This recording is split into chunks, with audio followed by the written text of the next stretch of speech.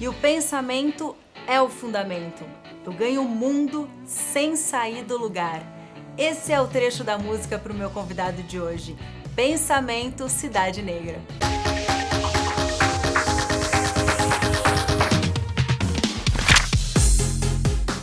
Olha, eu vou aproveitar a liberdade que a internet nos dá e não vou me apegar muito ao tempo da entrevista, porque falar de filosofia eu acho que é falar de todos os aspectos da vida. E ninguém melhor do que ele que fala com leveza, com bom humor e fala daquele jeito cantadinho, Mário Sérgio Cortella. Pois é, você sabe que muita gente pergunta de onde vem esse cantar, porque ele se assemelha um pouco a uma fala gaúcha, que eu não sou paranaense. E a minha região do Paraná, eu sou caipira de Londrina, sou o que se chama de pé vermelho, que é o nome que nós damos a nós caipiras por causa da cor da terra.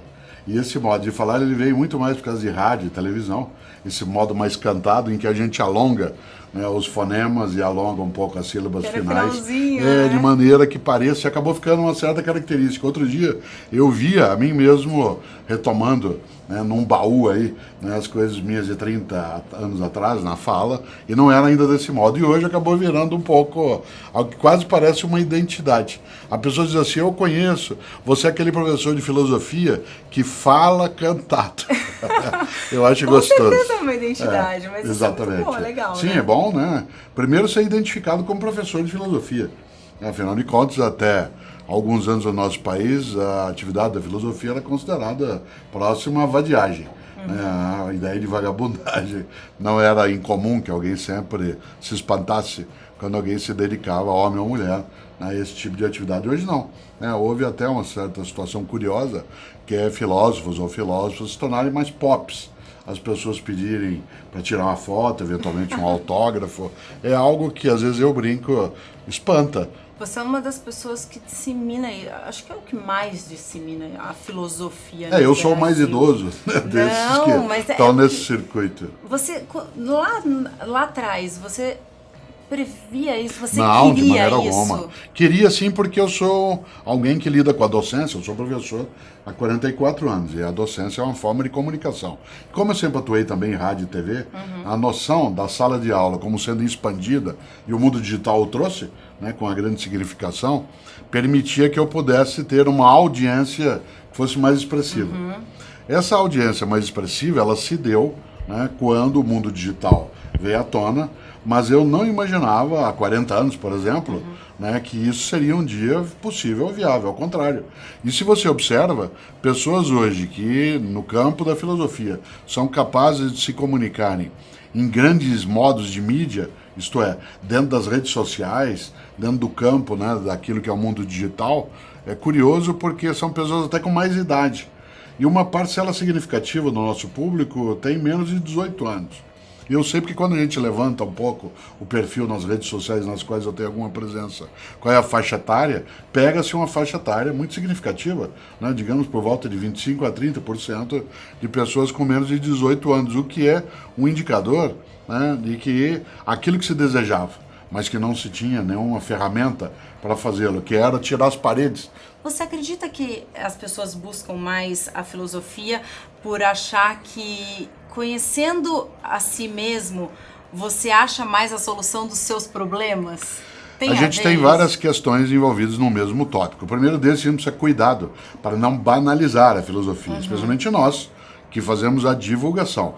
Torná-la simples, de maneira alguma, pode significar torná-la simplória, banal, né? Algo que seria superficial. Afinal de contas, como disse um dia um grande professor que já faleceu, o Luiz Roberto Salinas Fortes, ele dizia, não é que para filosofar basta começar a delirar. Você vai delirando e a filosofia se constrói. Ao contrário, a filosofia é uma dedicação sistemática, metódica, organizada, estruturada em relação ao pensamento, em relação àquilo que nos angustia, não como faz a psicanálise e a psicologia, nem como faz a área da pedagogia, né, nem como examina a sociologia ou a antropologia, mas olhando também, como você lembrou, para o nosso lado interno, o autoconhecimento, que pode ser expresso naquela que é a mais conhecida frase de Sócrates, que é algo que ele repetia, não era uma autoria original dele, mas que ele dizia sempre e o levou a ser conhecido, que era, conhece-te a ti mesmo. Isto é, olhar, refletir, pensar para não ter uma vida automática, robótica, uma vida que seja servil, uma ideia de uma existência que tenha consciência. Aí eu volto à tua questão. Parte dos jovens hoje está com um certo esgotamento em relação ao mundo do contato e da tecnologia. Nos falta alguma serenidade. De vez em quando, a gente quer ficar quieto. Nós estamos vivendo muito em voz alta. Isso viver demais em voz alta é um momento que cansa. Quando você vai para uma balada, que você sai 4, 5 horas da manhã, a hora que você sai fora do espaço em que você estava, aquele ruído continua na tua cabeça, continua te perturbando. E tem uma hora que, mesmo que você esteja muito bem acompanhado ou acompanhado, que você diz assim, eu quero ficar quieto.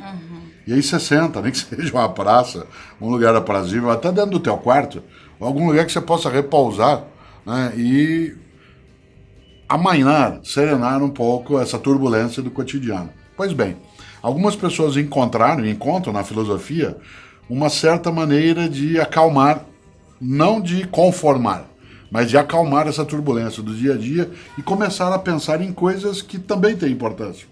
Não são só elas que têm, mas elas também têm. Por exemplo, por que as coisas são como são? Por que eu estou nessa rota? Qual é a origem do mal? Por que nós somos finitos? Para que existimos para depois deixarmos de sê-lo? Será que essa ideia de amizade que temos, em que a gente chama todo mundo de amigo, ela não é superficial?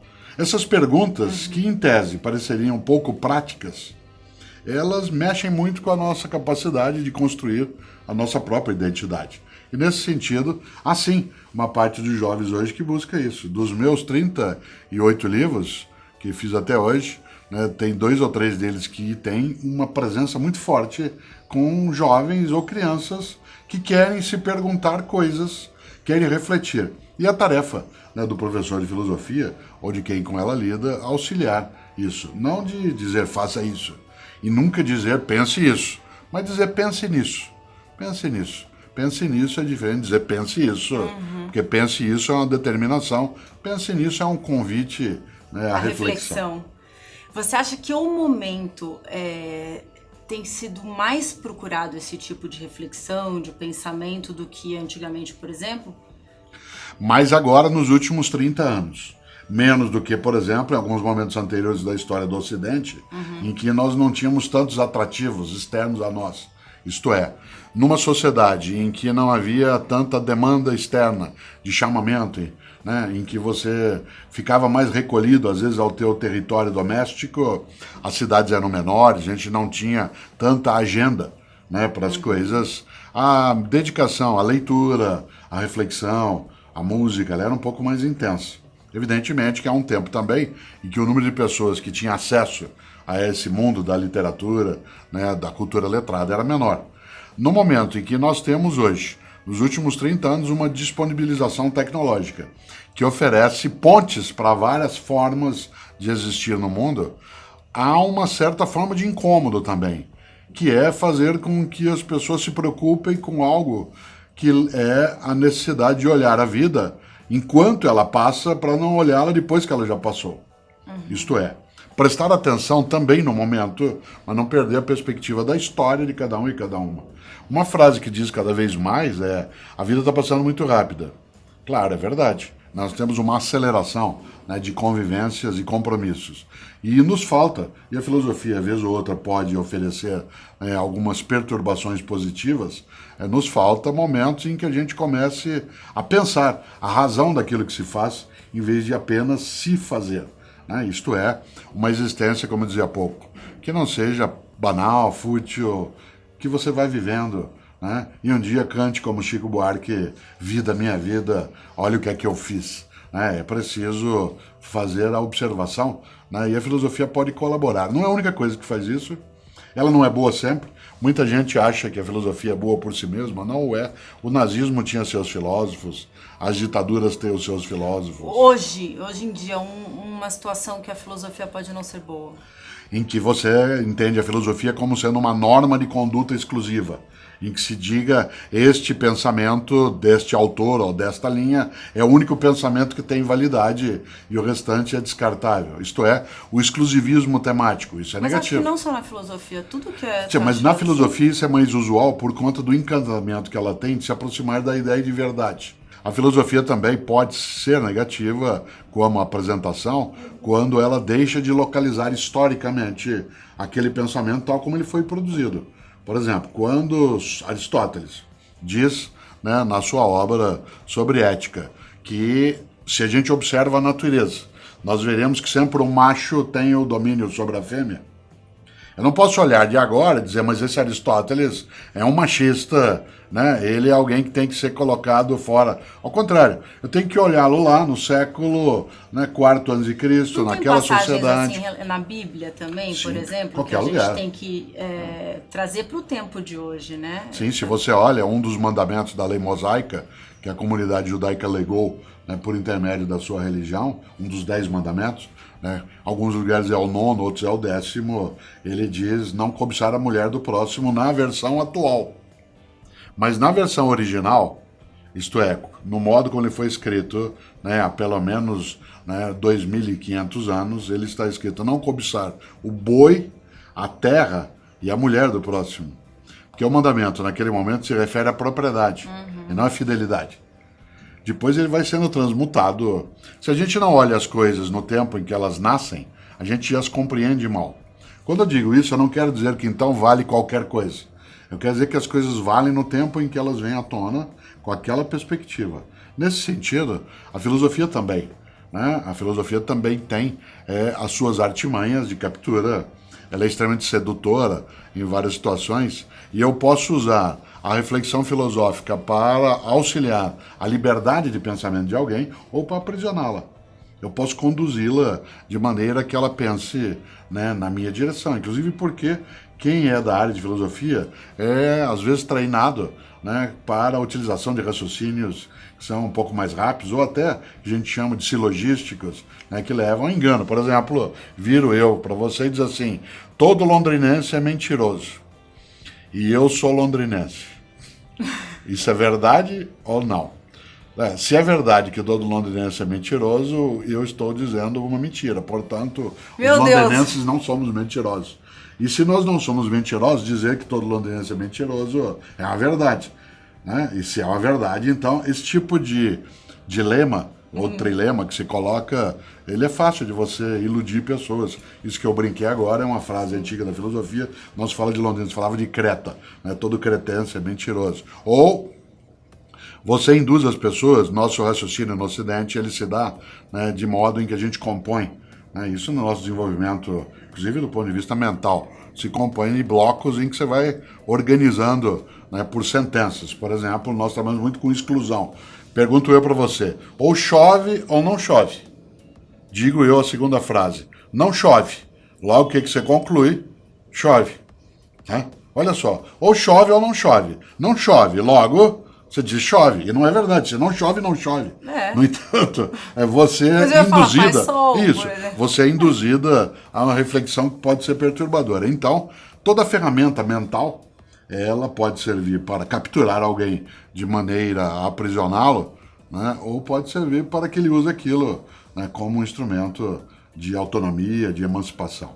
Sabendo de tudo isso, qual é o momento que isso te preocupa, numa forma prática? Porque você acabou de falar qual é o momento que isso te preocupa, mas numa forma prática do dia a dia das pessoas. Na verdade, eu também, enquanto você estava falando, eu pensei na seguinte situação, da liberdade que a pessoa tem de pegar um livro, ler, e a questão da interpretação. A interpretação sempre ela acontecerá, né? Como qualquer pessoa que leia ou que escreva sabe que escuta, né? tudo é lido. Leonardo Boff, grande catarinense lá de Concórdia, diz sempre que um ponto de vista é a vista a partir de um ponto, né? Você aprecia melhor algo a partir do ponto de vista que você está, né? Aquela antiga frase, né? Quem toma um tapa nunca esquece, quem deu às vezes esquece. Né? Os pontos de vista ali, eles são muito variáveis. Não dá para dizer que é uma interpretação exclusiva unívoca de uma frase, de um texto. Mário Quintana, esse sim, um gaúcho nascido em Alegrete, Mário Quintana dizia, ele sempre tinha uma preocupação que eu gosto demais, né? Eu sempre acho que quando o leitor tem de perguntar ao autor o que ele quis dizer com isso, um dos dois é burro, né? Olha só, Quando o leitor, dizia Mário Quintana, tem de perguntar ao autor o que ele quis dizer com isso, um dos dois é burro. Eu, como Mário Quintana, me preocupo com isso e sempre acho que sou eu que sou burro, como comunicador, como escritor. Se eu comunico algo e a pessoa não compreende, eu fui frágil naquilo que desejei. Por outro lado, eu não posso fazer com que alguém tenha nitidez daquilo que escrevi, porque ela vai ler aquilo a partir daquilo que entendeu. Não existe, por exemplo, um texto indecifrável, difícil. O que existe é a ausência de repertório para entendê-lo. Exemplo, você lembra na escola, um texto que no primeiro mês de aula era dificílimo, no último mês já não o era. O texto não mudou, mudou o repertório de quem lê. Né? Nesse sentido, nunca nós teremos a condição, né, de impedir que as pessoas tenham a sua interpretação. Ela o fará. Mas isso te preocupa? Não, porque o que a gente precisa fazer é aproximar as interpretações e não excluí-las. Uma das belezas do mundo, né, é que ele não é monótono. A monotonia vem, monotonia, quando você está no mesmo tom. Né? Nós temos uma polifonia nas coisas. Não me preocupa. Eu acho que você pode interpretar de um modo e eu de outro, e a gente tenta uma ponte de aproximação. Isso oferece riqueza. O que eu não posso é dinamitar essa ponte e nem querer que a tua interpretação nunca tenha validade. Tem que entender que a noção de diálogo pressupõe também que eu abdique de coisas que eu tinha no ponto de partida e possa ganhar no ponto de chegada. Alguém que no diálogo quer partir de um lugar e chegar a ele mesmo, não está dialogando. O diálogo pressupõe uma capacidade recíproca. E nessa hora, ainda bem que você e eu não pensamos do mesmo modo. Isso aumenta a nossa possibilidade, né, de criar, né, de inventar, de crescer, de fazer o diverso. Né? Uma das grandes falhas que a ciência detectou, por exemplo, em relação à clonagem, que foi um tema muito forte, né? Há 25 anos se falava demais em clonagem. Isso perdeu um pouco de fôlego por conta até, né, da dificuldade da ciência nessa direção. Mas a clonagem, ela tinha um defeito muito forte, ela era repetitiva. Ela conseguia fazer com que você pudesse criar um outro ser idêntico a um ser. Mas o grande problema era ser idêntico.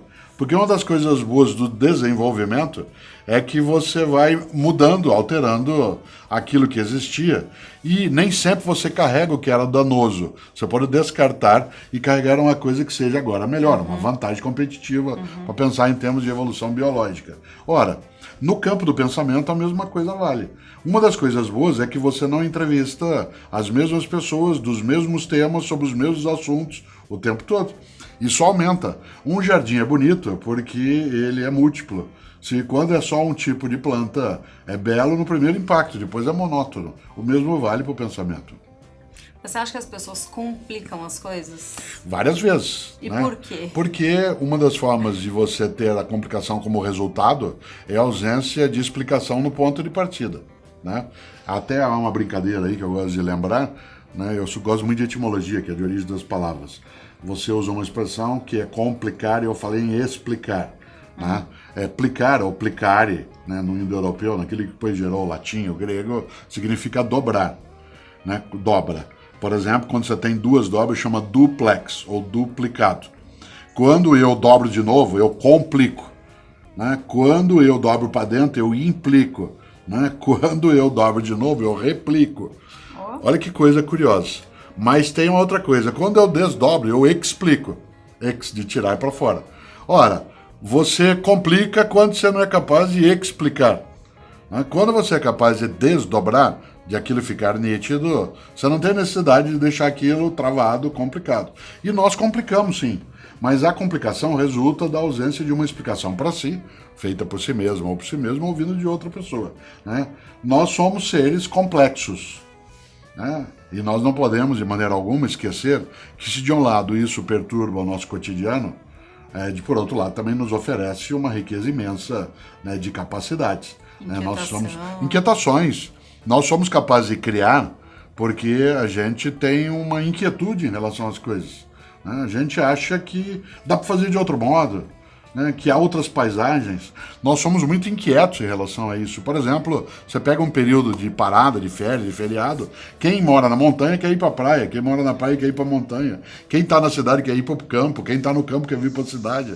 Né? Esse tipo de perturbação, ela faz com que a gente seja capaz de complicar né, com a intenção de criar um passo que seja mais positivo. É claro que a complicação, ela não é positiva só, né, nessa linha que eu coloco, ela também tem um elemento de negatividade quando ela trava nossa condição de entendimento, né, de autoentendimento e de entendimento, né, com as outras pessoas. Mas, sim, é preciso explicar, né, para que a gente não fique só complicando. Até a questão de você perceber isso e colocar um limite para que não seja só complicado, porque você deixa até de curtir, né? Sim, você deixa de aproveitar, Esse de exemplo fluir. mesmo que você deu me fez pensar em algumas coisas no sentido de a gente não tá nunca satisfeito, também é um problema, né? Tem que ver quando que você olha também para o que está acontecendo e se satisfaz com aquilo também, né? Então, você sabe que eu uso muito o conceito que é insatisfação positiva. Existe uma insatisfação positiva que é quando você quer mais e melhor. Assim como há uma insatisfação negativa, que é a da chateação, do resmungo, da tristeza. Mas há uma insatisfação positiva. Todas as vezes que você está completamente satisfeito, você relaxa, distrai, acomoda, né, dorme, cochila. Né? Nesse sentido, a insatisfação positiva é aquela que ela te move para mais e melhor. Não é aquela que te coloca na situação de resmungo, né, em que você apenas o tempo todo reclama e diz as coisas não funcionam, nada dá, né, ninguém gosta de mim, ninguém me ama, né, ninguém me quer, etc. Toda uma lógica que é sempre de murmuração, de resmungo. Mas, sim, a insatisfação, quando ela tem uma marca de busca de crescimento, ela tem uma positividade que é bastante presente. O que ela não pode é essa insatisfação não ter um ponto de sossego, porque ela não oferece momentos de harmonia. Né? E você tem harmonia quando você tem a satisfação por um tempo, mas sabe que ela não será duradoura, e nem deve sê-lo. Toda satisfação muito duradoura, ela te deixa em estado, né, de dormência. E esse estado, ele é perigoso. Eu preciso me rever, reinventar. Não sou inédito, porque para eu ser inédito eu teria que ser como nunca fui. Mas eu não sou mais o mesmo. Né? Eu quero ser de outro modo. Uma das coisas que mais me chateia é se eu te encontrar, Maria, depois de 2 anos, você diz, nossa, Cortella, você não mudou nada. Isso é tão triste para mim, é sinal de que onde eu estava, né, nesses 2 anos que eu consegui viver, conviver, né, participar, recuar, e aí não mudei nada. Isso é sinal de que eu estava absolutamente aprisionado, em vez de ter raízes ficando com âncoras. Né? Você sabe que esses dias a gente estava jogando conversa fora e veio o assunto de quando ficar rico, o que você vai mudar? Falou, não vou mudar nada, não mudaria nada. Falei, gente, tem que mudar, né? E, aliás, ficando rico, ficando pobre, não ficando nada, ficando a mesma coisa que tá, tem que mudar, né? Sim, você não tem que mudar tudo. Você tem que mudar aquilo que é ultrapassado, aquilo que é inútil, aquilo que é ofensivo. Mas tem coisas que eu não quero mudar. Né? Por exemplo, nós gostamos, na família, com os filhos, os netos, né, com a Cláudia, com quem eu sou casado, gostamos de ficar nas situações. A gente tem um lugarzinho que a gente vai, às vezes, no final de semana, em que não tem televisão, não tem internet, não tem computador. Claro que eu não sou contra, nós estamos aqui numa reflexão que tem isso. O que tem lá? Uma mesa grande, que serve para a gente ficar em volta. E o que a gente faz à noite? Não tem TV. Será que eu sou contra a TV? Claro que não, eu faço atividade na TV. Sim. Mas lá não tem naquela situação. À noite a gente canta, brinca, joga truco, brinca de teatro de sombra com as crianças na parede, convive. Isso significa o quê? Que a gente vai fazer isso o tempo todo? De maneira alguma. Será que a gente vai deixar de fazer isso? Também não. Será que se eu tivesse todo o recurso possível, eu mudaria várias coisas? Uma delas talvez seria aumentar a frequência de fazer isso. Isto é, de não ter coisas, né, comigo. Né? Porque até essa condição, ela tem que ser construída, né, nessa outra direção. E para isso você tem que educar as novas gerações também. Nesse campo em que a gente acaba tendo uma vida, não de carência, mas que ela tem uma simplicidade maior. Né? Porque simplicidade não é carência, simplicidade é suficiência. Né? E nesse sentido, por exemplo, meus filhos com seus filhos, quando é a época do aniversário deles, de cada um dos meus netos, não há o pedido aos convidados para que eles levem presentes para as crianças, porque o que falta para uma criança de classe média, né? Ela tem os brinquedos, tem as coisas, tem até, eventualmente, até mais do que teria necessidade. O que é que se pede para as pessoas? E isso é combinado com as crianças. Que elas levem uma contribuição para a Associação Protetora de Animais da cidade, né? Ou que elas ajudem com os grupos que cuidam de uma praça em tal lugar. E cada convidado leva algo que é uma contribuição para aquilo. Isso significa o quê? Que as crianças ficam chateadas porque elas não têm presentes? Não, ao contrário. Elas começam a entender que há vários modos de você se sentir bem, né, quando você é presenteado com algo, é brindado com algo. Agora, para isso, tem que aprender. Né? Se eu disser para você, olha, tem um aniversário do meu filho, não leva presente não. Põe dinheiro numa caixinha, que a gente vai usar isso para a Associação Protetora de Animais ou para um cuidado com gatos. A primeira reação seja, será que vai usar mesmo? Será que isso é verdade? Ou para que isso? Levar dinheiro? Mas vão olhar o quanto eu vou pôr? Então, há uma educação recíproca para que a gente mude alguns dos nossos modos de consumolatria, né, que são muito pesados no nosso cotidiano. Verdade. Eu quero te fazer uma pergunta que eu vou contextualizar. Primeiro, para a gente chegar no ponto que eu quero. Eu conversei recentemente com 2 youtubers, o Christian Figueiredo e o Rafael Moreira, e eu fiz uma pergunta para eles que, inclusive, eles falaram que anotaram que eles queriam muito que um dia alguém fizesse para eles, porque eles queriam responder, fiquei até feliz com isso, que foi, eu falei sobre a questão do novo modelo de emprego, de trabalho hoje, que bem recentemente a gente era educado assim, não, você vai ter uma profissão. Você vai ser médico, você vai ser dentista, você vai ser engenheiro. E hoje os jovens mesmos têm várias profissões já, muito cedo. E eu perguntei, no caso deles, que são youtubers, que o YouTube trouxe essa possibilidade de você ser várias coisas. E eles responderam que exatamente isso, que o YouTube trouxe uma ferramenta que eles podem ser, que mostra que eles podem ser aquilo que eles quiserem ser. E aí eu queria fazer uma analogia, uma comparação com aquela situação da Alice no País das Maravilhas, que você fala bastante, quando ela chega no caminho, que ela se depara com uma bifurcação, né, que são 2 possibilidades de caminho, e ela encontra o gatinho e ela pergunta, para que lado que eu devo ir, né? E o gatinho responde, mas aonde você quer chegar, né? Qual é o seu destino? Ela fala, não sei, eu tô perdida. E o gatinho responde, então, para quem tá perdido, qualquer caminho serve.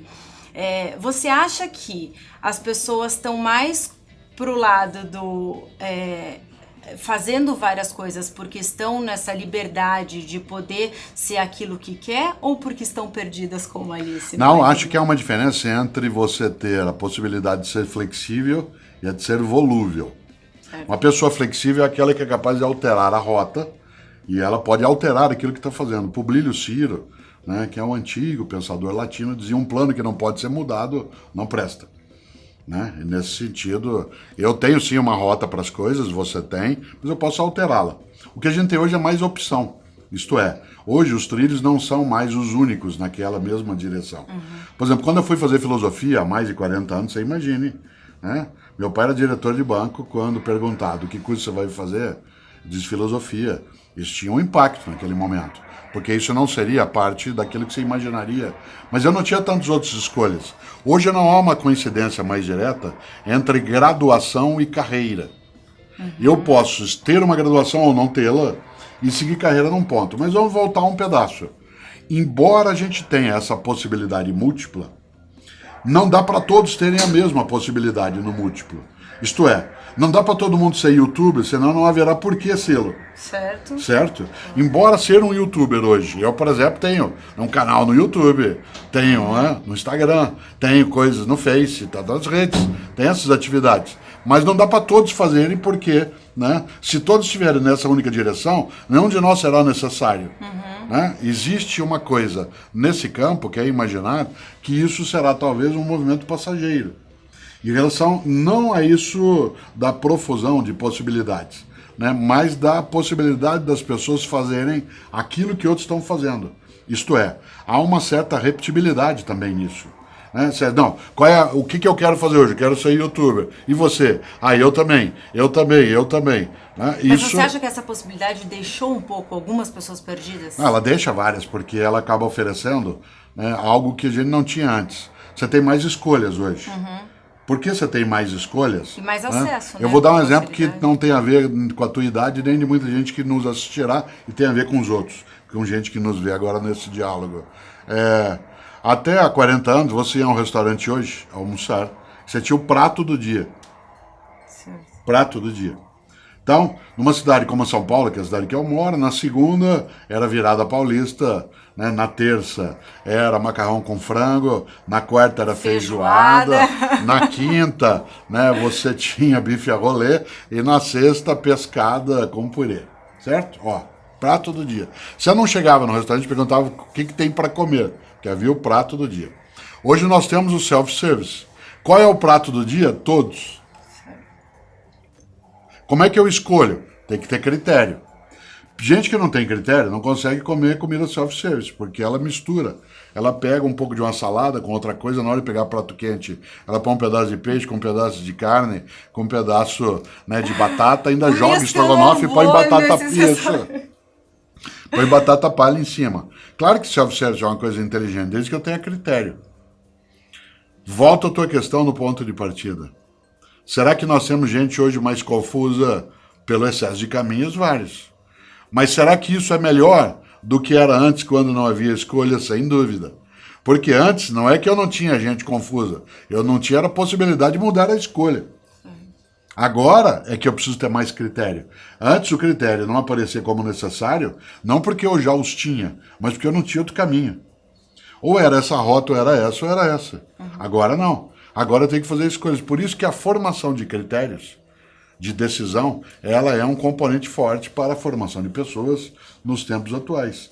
A conversa, né, do Lewis Carroll lá no Alice no País das Maravilhas, ela ganha muita atualidade quando se imagina que tantos são os caminhos que é preciso ter nitidez do para onde você quer seguir, onde você quer chegar. E essa pergunta tem que ser feita e a filosofia ajuda a fazê-la. Não é a única que faz isso, mas a filosofia ajuda bastante, porque a filosofia lida mais com os porquês do que com os comos. Interessa mais a filosofia entender por que as coisas são nessa direção do que, de fato, né, aquilo que elas são de fato. Não é à toa, eu tenho um livro chamado Por que Fazemos o que Fazemos? Por que fazemos o que fazemos? Porque aí a questão é não ficar o tempo todo pensando por que se faz o que se faz em vez de fazer. Mas não deixar de pensar por que se faz o que se faz em vez de apenas ficar fazendo. Nada de ser um servo daquilo que não conhece, né? E a palavra servo, né, em alguns idiomas, entre eles aquele que está no miolo da Europa, é robota, né? Portanto, não seja um robô, né, daquilo que está à nossa volta em relação. Tenha autoconhecimento, lembre-se do Sócrates, conheça a ti mesmo e acima de qualquer coisa seja capaz de lembrar de algo que é importante, que é a marca da independência do pensamento, e lembrar algo que é estupendo, né? Como eu, não existe mais ninguém, mas não sou só eu que sou. Há outros, eu sou único, mas não sou exclusivo.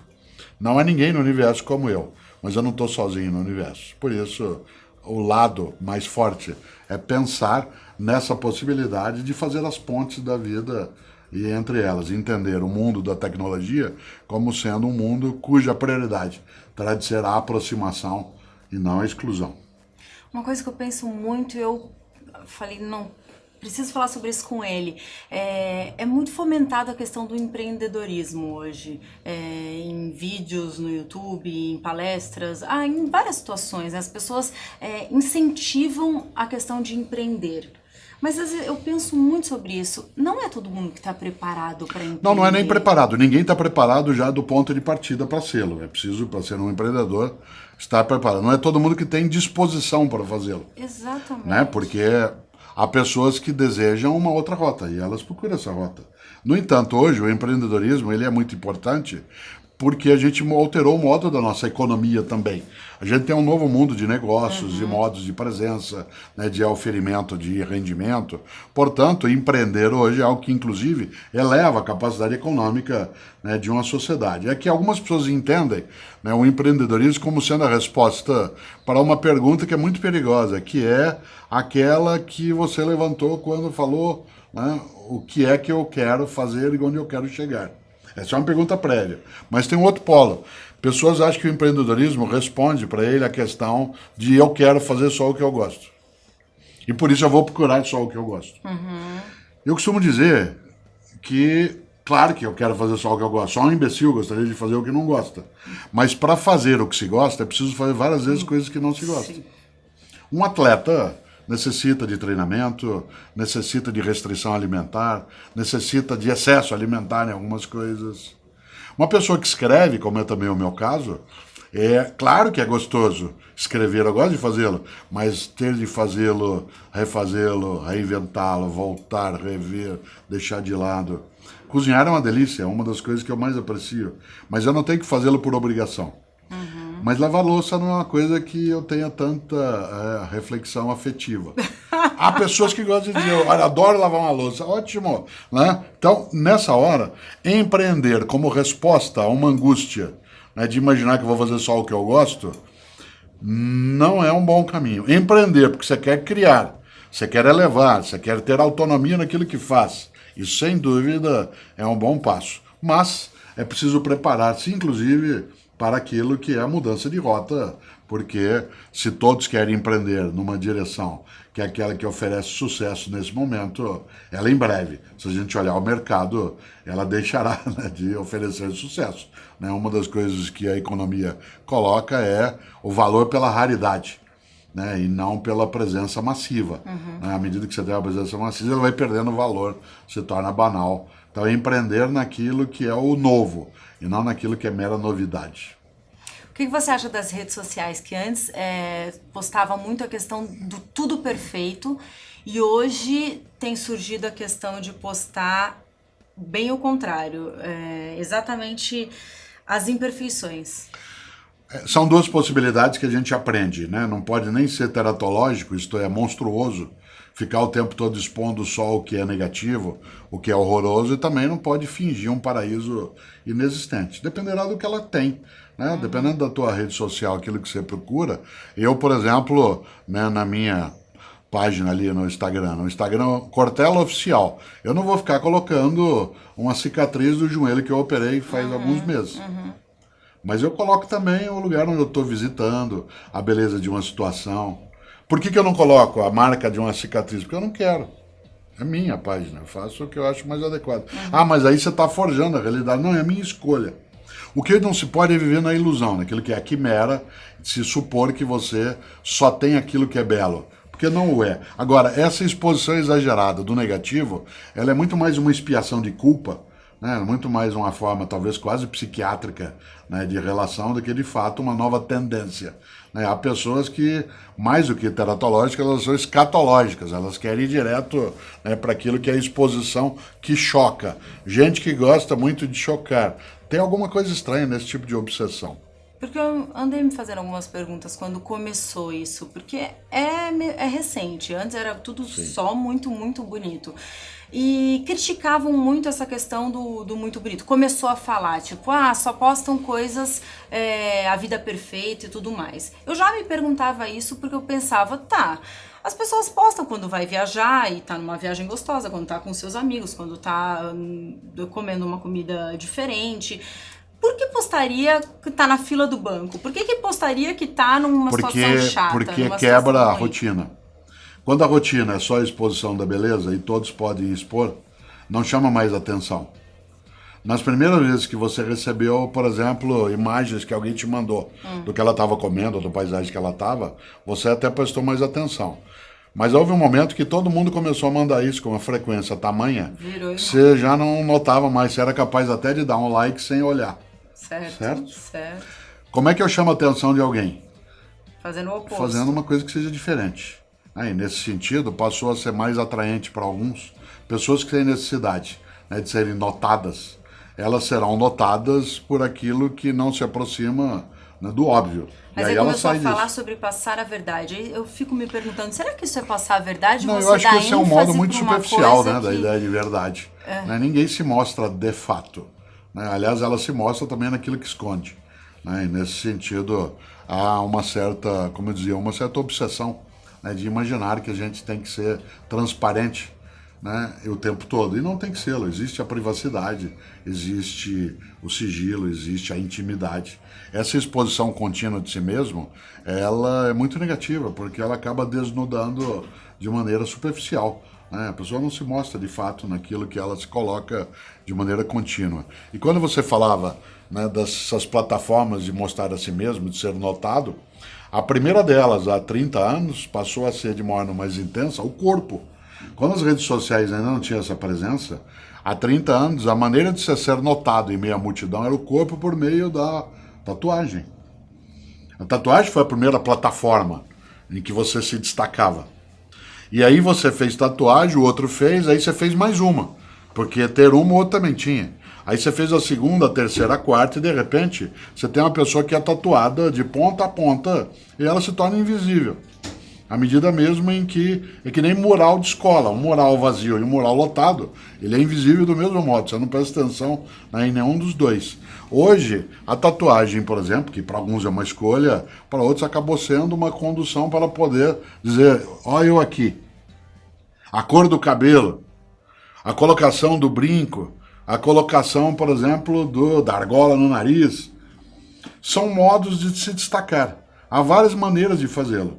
Hoje, no mundo das redes sociais, algumas pessoas escolheram aquilo que saiu da lógica, né? Que era a lógica anterior.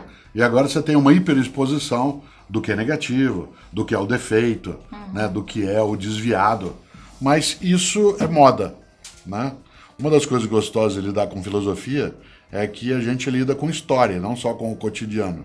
Isso não nos deixa melhores, a quem lida com filosofia, mas nos dá uma certa vantagem para a observação. Eu não lido só com o que está acontecendo em 2018. Eu também tenho um olhar a partir daquilo que aconteceu, né, nos últimos 3.000 anos. Faz parte da minha atividade fazer isso. Por isso, eu não me encanto tanto com a novidade. Eu gosto mais daquilo que é novo. Por exemplo, o pensamento de Platão é novo, não é novidade. Ele mantém vida. A música de Mozart, a obra de Oswald de Andrade, ela é nova, ela não é novidade. Diz como ela é nova. Ela tem mais de um século, sim, mas ela continua viva. Novo é diferente de novidade. E hoje se vive muito um mundo marcado pela mera novidade. Nas coisas que você faz, você busca o novo? Claro, o tempo todo. Como você faz isso? Eu faço tentando manter a vitalidade daquilo que faço. Às vezes eu não consigo, em alguns momentos eu sou repetitivo e aí fica, né, num campo que é mera redundância. Mas a melhor maneira de fazer é você conseguir separar daquilo que produz o que é que você está edificando, que vai ter permanência e persistência, como afeto, como obra, como relação, né, como projeto, daquilo que vai ser uma mera apresentação para ser degustada pelas pessoas naquele instante. Portanto, esse instantâneo. Esse é o modo de fazê-lo, na dedicação da atividade. É interessante, porque na minha atividade tem uma coisa que se assemelha, eu também sou palestrante, se assemelha com o que fazem alguns músicos. Várias vezes eu chego para uma palestra e a pessoa que me convidou, ela diz, olha, eu quero que você faça aquela palestra. Diz, mas eu tenho coisa nova, mas eu quero aquela palestra. Tal como às vezes a gente vai a alguns shows, e a gente quer que a banda ou o músico ele cante aquilo. E quando ele quer apresentar coisas do novo álbum, a gente até fica meio de lado. É preciso resistir a essa sedução, né, de não trazer aquilo que é novo para ficar só no campo daquilo que já estava consagrado, estruturado. Né? E o mesmo vale, né, do outro lado. Não ficar só na mera novidade, porque ela evanece, ela passa e escapa. Eu entendi. Então, quando a pessoa pede para você fazer aquela palestra, isso significa que você criou algo novo, que é algo que vai perdurar. Que está tendo permanência. A gente precisa fazer uma distinção entre antigo e velho. Tem coisas que são antigas e tem coisas que são velhas. Né? Antigo é aquilo que foi criado há muito tempo e continua valendo. Velho é aquilo que não vale mais. Por exemplo, um museu, ao contrário do que pensam os tolos, não é um lugar para coisa velha. Lugar para coisa velha é lixo ou reciclagem. O museu é um lugar para coisa antiga. O antigo tem valor. E ele mantém a vitalidade, ele mantém a importância. Por isso, eu quero na vida fazer coisas que fiquem antigas, não quero fazer coisas que fiquem velhas. Toda vez que eu noto em mim velhitudes, né, eu quero deixá-las de lado. É difícil, para isso eu preciso prestar atenção em quem fala comigo convive e diga isso aí, você está ficando velho. Não é que eu estou com mais idade, porque eu posso ser alguém que tenha mais idade e não fique velho, fique só idoso. Idoso, e não velho. Certo. E não velho. Da outra marca. Há coisas que a gente tem presença hoje, que foram produzidas, construídas há 1000 anos, 500 anos, 100 anos, e que mantém a sua vitalidade. Aliás, só para lembrar, a banda de rock mais importante da história, Rolling Stones, vai fazer em 2018 56 anos. Os 2 líderes da banda têm 74 anos de idade. O baterista da banda tem 78, certo? Você iria assistir a um show de rock em que os músicos têm mais idade que o teu avô? Sim. Claro, se eles forem capazes de terem um espírito que está na principal música deles. I can't get no satisfaction. Sim. Certo? E, portanto, é uma banda que é antiga. Só para você ter uma comparação, os Beatles duraram 9 anos. Os Rolling Stones, em 2018, fazem 56. Certo? E onde eles forem, lota. Ginásio, estádio, teatro, praia. Agora vem uma novidade boa para você pensar. Eles colocaram 2.000 pessoas. 2 milhões de humanos na Copacabana, né, no ano de 2013. Só uma pessoa pôs mais gente do que eles em Copacabana. O Papa. Você já imaginou? No século XXI, de um lado, Rolling Stones fazem isso, de outro lado, um líder religioso, seja de qual religião for. É alguma coisa para pensar além da superfície. Tem alguma coisa na sua vida que você ainda não conquistou porque já tentou e não conseguiu? Uma coisa que eu não conquistei, eu não tentei e não consegui. Eu não tentei porque não deu para tentar por completo, né, que é a eternidade. Né? Eu não sou imortal, mas eu quero ser eterno. Né? Imortal eu não sou. Né? Eu teria uma finitude, mas eu quero eternidade. Eternidade Tem a ver vem... com o que a gente estava falando? Exatamente. A eternidade vem da minha capacidade de ficar na memória boa das pessoas. Há pessoas que são afamadas e há pessoas que são difamadas. Há pessoas que estão na nossa memória, na história da comunidade, da família, de uma nação, de modo negativo. Elas não deveriam ter existido se a gente pudesse evitar. A mãe delas não deveria tê-las tido. E há outras pessoas que a gente acha que elas deveriam ter continuado conosco. Quando me for, eu quero que as pessoas digam, poxa, deveria ter continuado. E quando alguém é capaz de dizer isso, e várias pessoas o fazem, é sinal de que imortal não sendo, eu sei que a eternidade fica ali. Não é um projeto assim tão expressivo, é só garantir a eternidade. Muito bom. Você fala que as pessoas têm que ter um plano B, que às vezes a gente tem que aprender a fazer igual os aplicativos, a recalcular a rota. Eu sempre pensei diferente de você, só que eu sempre pensei como os aplicativos, que a gente tem que recalcular a rota, que é arrumar um novo plano para chegar no mesmo caminho. Ou seja, eu mantenho o meu plano A, só que eu acho um novo formato de claro, é chegar. uma possibilidade. Esse é um outro modo de olhar. Né? Depende, às vezes eu quero mudar de lugar onde eu quero chegar também. Porque às vezes aquele lugar que eu quero chegar e que eu estava colocando meu esforço, ele não vale o esforço. Isso vale quando você está, por exemplo, num casamento, numa relação de trabalho, num projeto em que eu coloquei todo o meu esforço, aquilo não está funcionando, eu vou num plano B para chegar ao mesmo lugar. Não, tem hora que eu não quero mais chegar naquele lugar. Né? E aí eu vou mudar de plano mesmo, né? E não apenas de modo de chegar naquele lugar. Portanto, nessa hora, eu desligo o aplicativo e uso a minha cabeça. Aí você decide porque Exatamente. Você não quer mais aquele Sempre. destino. Mas enquanto aquele destino te parecer... Enquanto ele for o meu destino, eu vou em busca dele de vários modos. Independente dos obstáculos. Claro. Ah, sim. A ideia de persistência é bastante forte. Você imaginar que persistência não é tacanhez mental. Eu persisto numa rota enquanto ela tiver resultado. Se ela deixa de tê-lo, diz, não, eu vou do mesmo jeito. Parece um pouco... Um dia eu estava numa reunião com analistas franceses. E eles falavam sobre mobilidade urbana. E eles faziam uma avaliação sobre nós brasileiros que é muito curiosa. Eles diziam, o brasileiro, ele talvez seja um dos únicos motoristas do mundo que ele bate certo. O que é bater certo? É assim, se eu tô certo, eu bato. Eu não uso direção defensiva. Se eu tô vindo aqui é o meu lugar e o outro vem, em vez de eu desviar, eu continuo. Porque se eu tô certo, então eu bato. Eles falavam sobre a dificuldade de lidar com a noção de defensiva, né? Bate certo. Ora, há pessoas que mesmo que elas tenham necessidade de desviar daquele objetivo, ela diz, não, mas se eu assim pensei, é até lá que eu vou. Ora, isso muitas vezes é tolo. Né? Isso não é sinal de determinação, pode ser sinal de redução mental. Né? Quando você acha que você não precisa mais chegar naquele lugar, porque aquilo não compensa o esforço que você está fazendo, para que fazê-lo? Né? Vale o mesmo para na vida não bater certo. Certo. A gente sempre finaliza com um trecho de uma música que faz sentido para você, na sua vida, que você goste. E eu gosto demais do Eu Te Amo, do Chico Buarque, especialmente quando ele e Tom Jobim escrevem a ideia de que se na desordem do armário embutido, meu paletó enlaça o teu vestido e meu sapato ainda pisa no teu, isso é de uma marca afetiva estupenda. Mas o mais forte é a própria ideia de desprendimento que a música carrega quando eles cantam rompi com o mundo, queimei meus navios. Há momentos na vida que você tem que queimar teus navios.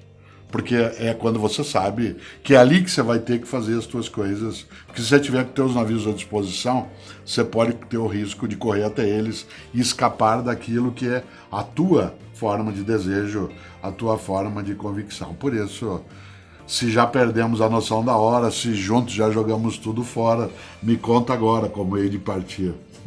Isso é algo que marca uma das belezas mais magníficas. E como dizia o Tom Jobim, no Brasil o sucesso é uma ofensa. Então a gente precisa ver se a gente tem clareza do que é que significa admiração, né, por alguém. Como eu admiro Chico Buarque e o Tom Jobim por aquilo que às vezes poderia ser mera inveja. Mas eu tenho admiração. Obrigada. Muito obrigada, viu? Grato.